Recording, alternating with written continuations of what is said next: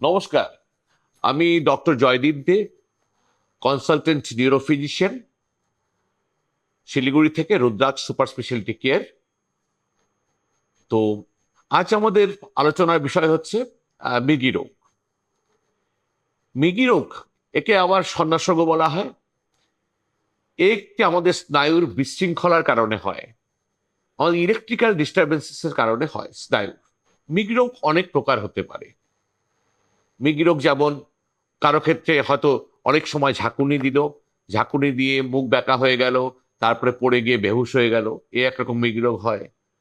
আবার মৃগী রোগ কিছু বাচ্চাদের হয়, যেমন কিনা শুধু হয়তো অ্যাবসেন্ট, যেটাকে বলা হয় অ্যাবসেন্ট সিজার, সাময়িক স্নায়ুর সাময়িক ইলেকট্রিক্যাল ডিস্টারবেন্সের জন্য যেটা হয় অ্যাবসেন্ট সিজার বলা হয়। দিনে প্রায় শখানিক বারও হতে পারে। সো মৃগী রোগ অনেক রকম হয়। যেমন বয়সের মানুষের যাদের মৃগী রোগ হয়, তাদের হয়তো ঠিক মৃগী রোগ বইয়া হয় না, সেটা বয়সের জন্য বয়সজনিত কারণে অনেক সময় হয়। সেটা হয়তো হঠাৎ করে একটা বয়সে 60 বছর 70 বছর বয়সে গিয়ে মৃগী রোগের মতো হলো, তখন হয়তো জাস্ট পড়ে গেল, ধম করে পড়ে গেল, বাজারে গিয়ে ধম করে পড়ে গেল, সেটা একরকম মৃগী রোগ। মৃগী রোগের কারণগুলো কি কি? মৃগী রোগের কারণ হচ্ছে যেমন জেনেটিক ফ্যাক্টরস, বংশগতভাবে মৃগী রোগ হতে পারে। মাথায় আঘাত, জন্মের সময় মাথায় আঘাত লাগলে মৃগী রোগ হতে পারে।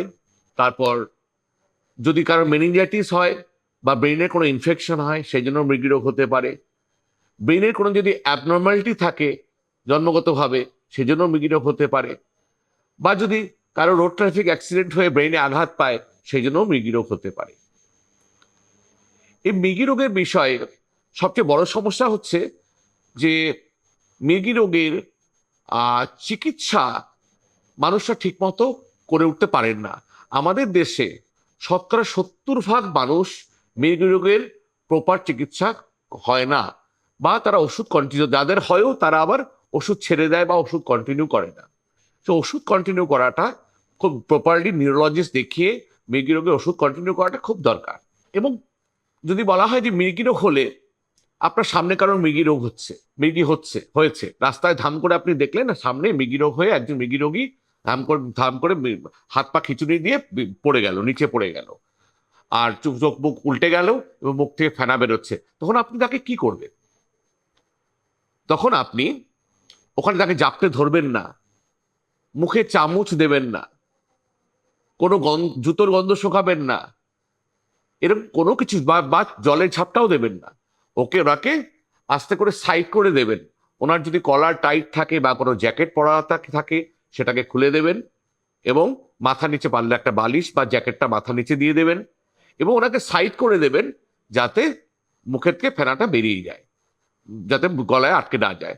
এবং কোনো মতেই চামচ দেবেন না, কারণ চামচ দিয়ে বা আঙুল ঢোকাবেন না মুখের ভেতরে। সেটা করতে গিয়ে চামচ ভেঙে গিয়ে মৃত্যু হতে পারে, গলায় ঢুকে গিয়ে মৃত্যু হতে পারে। এগুলো হচ্ছে সাধারণ নিয়ম মৃগী রোগ হওয়ার। জাপটে ধরে হাত পা ভাঙার চেষ্টা করবেন না, এবং চামচ দিয়ে মানুষটি মরে যেতে পারে, বা আপনার আঙুলটা কেটে যেতে পারে মুখে আঙুল দিলে। আর যাহা তো ট্রিটমেন্টের কথা, মৃগী রোগ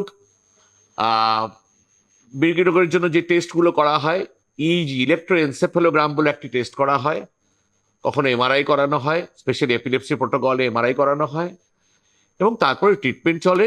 এবং সেই ট্রিটমেন্ট রেগুলার বেসিসে নিয়মিত ট্রিটমেন্ট চলতে লাগে, এবং ওষুধ বাদ দিতে নেই, নিয়মিত ওষুধ খেতে হয়, ডাক্তারের পরামর্শ নিয়ে নিয়মিত ওষুধ খেয়ে যেতে হয়, এবং সেভাবেই মৃগী রোগকে কন্ট্রোল করতে হয়।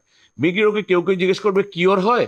হ্যাঁ, সাধারণত 3 বছর ওষুধ খাওয়ার পর অনেক সময় মৃগী রোগ বন্ধ হয়ে যায়।